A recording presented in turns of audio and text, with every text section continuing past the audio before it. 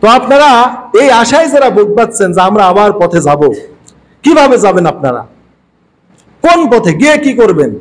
ইমানটা নষ্ট করিয়েন না হাজিরিন, ইমানটা নষ্ট করার দরকার নাই। ইমানটা নিয়ে কবরে যাওয়ার চিন্তা করেন, ওই চেতনা হৃদয়ে রাখেন না, নবীর চেতনা হৃদয়ে রাখেন। আমার বাকি জীবনটা আমি ইসলাম মেনে আমি চলার চেষ্টা করি, যাও হয়েছে হয়েছে, এই লাঞ্ছনার পথে আর যাবেন না। এদেশে এমন এক পরিস্থিতি বর্তমানে তৈরি হয়েছে, আল্লাহর অগণিত শুকরিয়া যে দলের লোকগুলোকে আল্লাহ যে এখন এই দেশে সম্মানের সাথে রেখেছেন, এটা আল্লাহর অগণিত শুকরিয়া। কি কারণে? এই আলেম ওলামার কারণে। একটু যদি আমরা নাড়া দিই জাতিকে, শেষ করে দিব আপনাদের।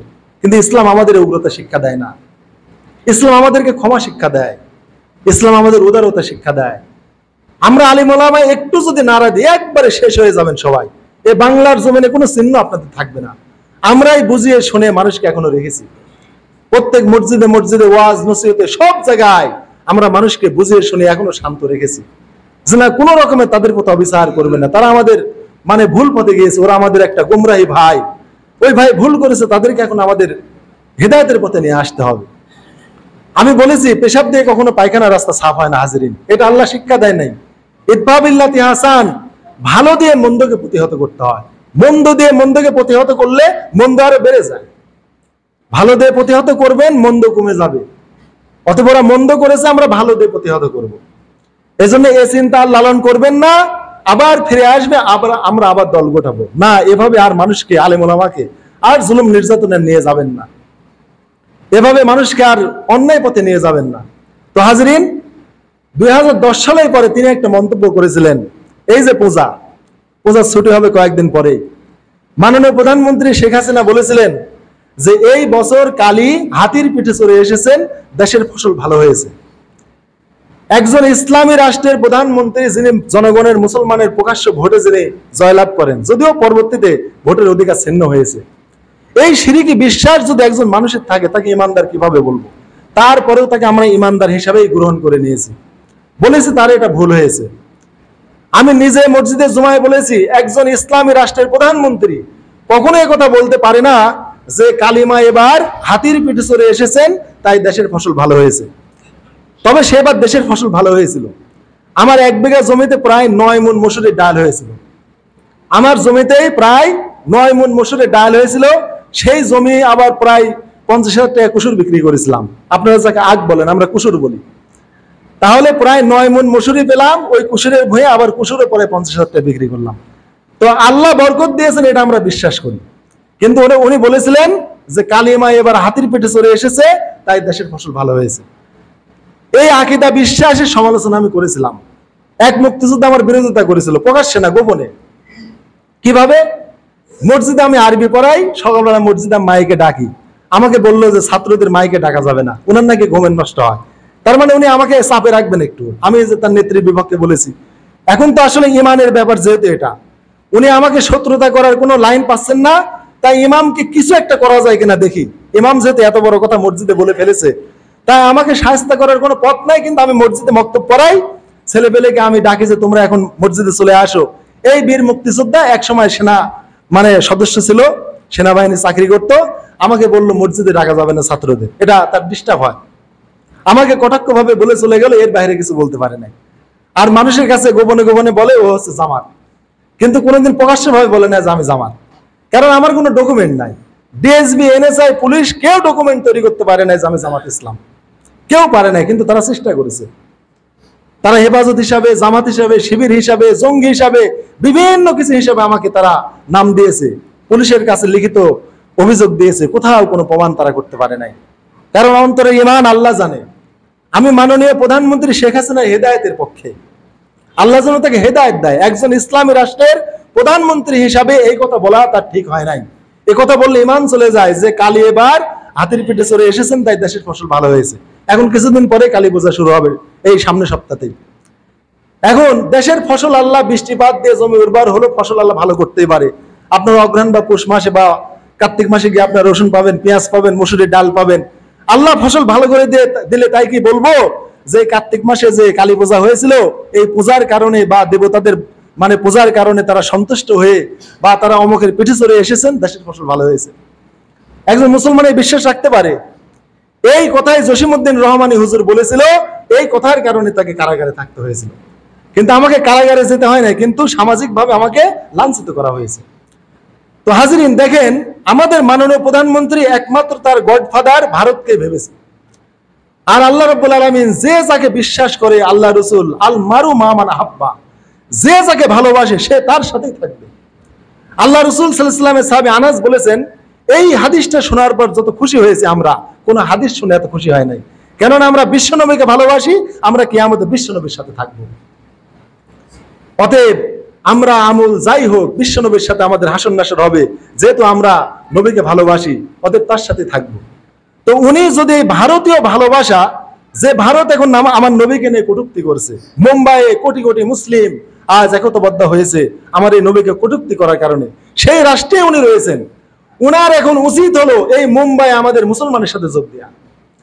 ওই মোদির বালাখানা ত্যাগ করে মাননীয় প্রধানমন্ত্রী শেখ হাসিনার উচিত হলো, আমার নবীকে তার যুগে সবচাইতে বেশি বেইজ্জতি করেছে এই শাহবাগী নাস্তিকেরা।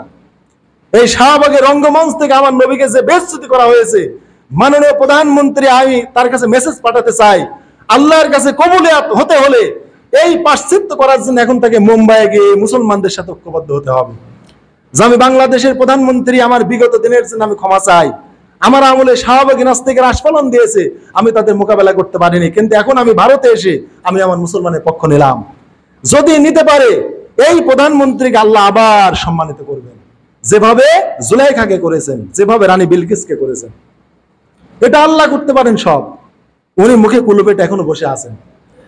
অতএব আল্লাহ তাআলা সম্মান দেওয়ার মালিক, যে হযরতে আমির হামজাকে আল্লাহ রাসূল সাল্লাল্লাহু আলাইহি ওয়াসাল্লামের চাচা ওহশী, এই গোলাম আল্লাহ রাসূল সাল্লাল্লাহু আলাইহি ওয়াসাল্লামের চাচাকে যেভাবে খুন করেছিল, হত্যা করেছিল ইসলামের এই মুজাহিদ, আল্লাহ তাআলা তার লাশ উপরে নিয়ে গেছিলেন, ফেরেশতারা তাকে গোসল করায় দিয়েছিল। তার লাশ খুঁজে পাওয়া যাচ্ছিল না। হযরতে হানজালা এবং আমিরে হামজা, এই দুই সাহাবী, পরবর্তী ওনার স্ত্রীরা বলল যে তারা আমাদের সাথে সহবাস করেছে, কিন্তু ফরজ গোসলটা তারা সারতে পারে নাই, তার আগেই জিহাদের ময়দানে তারা চলে এসেছে। আল্লাহ রাসূল তার প্রিয়তম চাচার লাশখানা খুঁজছেন, দেখছেন কোথাও নাই। হানজালার লাশ খুঁজছেন, কোথাও পাওয়া যায় না। জিহাদের ময়দানে এক পাশে গিয়ে দেখলেন লাশটা উঁচু হয়ে আসে, আর লাশের গাও দিয়ে টপ টপ করে পানি পড়ছে। এদেরকে বলা হয় গাসালুল মালাইকা, ফেরেশতারা তাদের গোসল দিয়েছেন। ওহশী হযরত আমির হামজাকে হত্যা করলো। রাসূলুল্লাহ সাল্লাল্লাহু আলাইহি ওয়াসাল্লাম 3 দিন তিনি সশব্দে ডুকরে ডুকরে কেঁদেছেন 3টা মানুষের ইন্তেকালে। তার মধ্যে একটা হলো হচ্ছে আমিরে হামজা। যেই দিন আল্লাহ রাসূলের চাচা আমিরে হামজা উহুদের প্রান্তরে শহীদ হয়, তাকে এমন ক্ষত বিক্ষত করা হয়েছিল, আমিরে হামজা চেহারা দেখে রাসূল ডুকরে কেঁদে উঠেছিলেন। সেই দিন এমন জিল্লায় তিনি সেই দিন কেঁদে উঠেছিলেন। তার সন্তান ইব্রাহিমের মৃত্যুতে তিনি কেঁদে উঠেছিলেন। 3টা দিন শুধু রাসূল সশব্দে কেঁদেছিলেন, কোনো মানুষের ইন্তেকালে রাসূল সশব্দে কাঁদেন নাই, এমনিতে চোখের পানি ফেলেছেন। ওহশী পরবর্তীতে ইসলাম কবুল করেছেন। করার পরে রাসূল বলেছেন, ওহশী তুমি আমার সামনে আসলে আমার চাচার দৃশ্য ভেসে ওঠে, তুমি ঈমান কবুল করেছো, তোমাকে মাফ করে দিয়েছি, কিন্তু আমার সামনে আসলে একটু আড়ালে থেকো তুমি। ওহশী বলল, আমি ইসলাম কবুল করেও সম্মানিত হতে পারছি না, রাসূলের সামনে মুখ দেখাতে পারছি না। আমি আমিরে হামজাকে হত্যা করে যে ভুল করেছি, এইরকম ইসলামের জঘন্য শত্রুকে আমি খুন করে তার প্রতিশোধ নেব। পরবর্তীতে আল্লাহ রাসূল ইন্তেকাল করলেন, হযরতে আবু বকর খেলাফতে আসলেন। তখন ভণ্ড নবী মুসাইলামাতুল কাজ্জাব নিজেকে নবুয়ত দাবি করলো, যে মুহাম্মাদের পরে আমি নবী, আমি শেষ নবী, মুহাম্মদ আমাকে নবুয়তের খেলাফত দিয়ে গিয়েছেন। তো যাই হোক, এই মুসাইলামাতুল কাজ্জাবের বিরুদ্ধে হযরতে আবু বকরের সাথে যুদ্ধ, ভণ্ড নবীদের বিরুদ্ধে, এবং যারা যাকাত দিতে অস্বীকার করেছিল।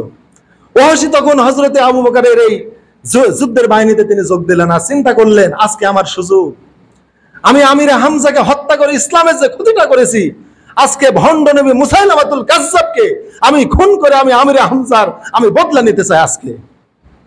তখন হযরতে ওহশী রাদিয়াল্লাহু তাআলা আনহু জিহাদের ময়দানে চলে গেলেন।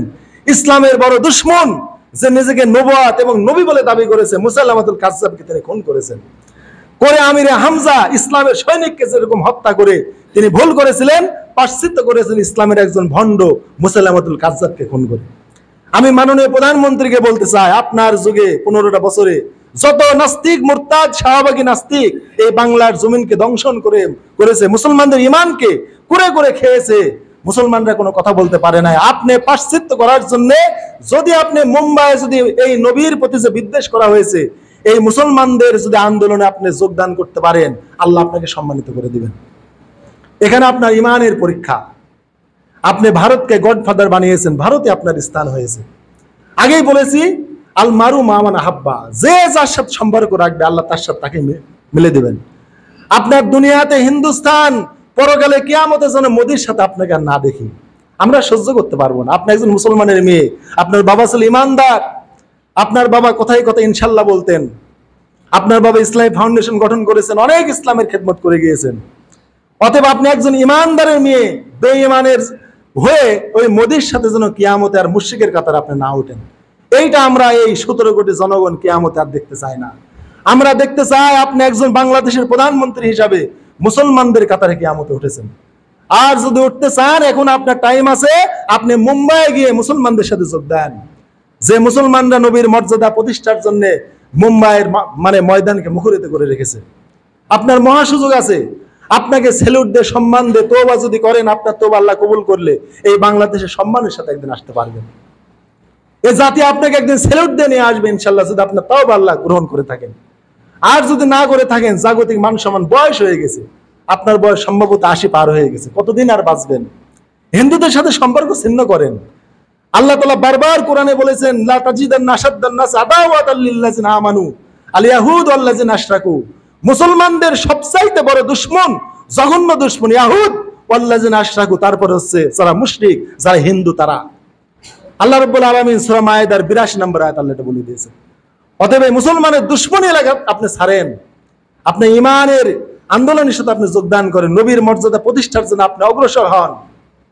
তাহলে ওহশিকে আল্লাহ যেভাবে সম্মানিত করেছেন, রানী জুলাইখাকে, বিবি জুলাইখাকে যেভাবে বিলকিসকে সম্মানিত করেছেন, আল্লাহ আপনাকে সেভাবে সম্মানিত করবেন। এজন্য হাজরিন, আজ পৃথিবীতে আজ আমরা দেখছি মধ্যপ্রাচ্যে আজ ইসরায়েল যুদ্ধের দামামা বাজিয়ে দিয়েছে। ভারতে তাৎক্ষণিক নবীকে নিয়ে কটূক্তি করছে। ইসরায়েল এবং ভারত এই দুই মুসলমানের মহাশত্রু। আমরা দেখতে পাই কোরআনের আয়াত মিলে যায় যে ইসরায়েল নিচ্ছে যুদ্ধের মাধ্যমে, আর এরা নিচ্ছে কটূক্তি করে। কোনো না কোনো ভাবে মুসলমানদেরকে উস্কানি দিয়ে তারা মানে আন্দোলিত করে রাখছে। এর উদ্দেশ্য হচ্ছে মুসলমান যখন অগ্রসর হবে, ওদেরকে যেন জঙ্গিবাদী হিসেবে আখ্যায়িত করা যায়। হাজির, মুসলমান কখনো জঙ্গিবাদী হতে পারে না। তো যে কথা বলছিলাম ভাইয়েরা, দুনিয়ার এই জাগতিক মান মর্যাদা ত্যাগ করে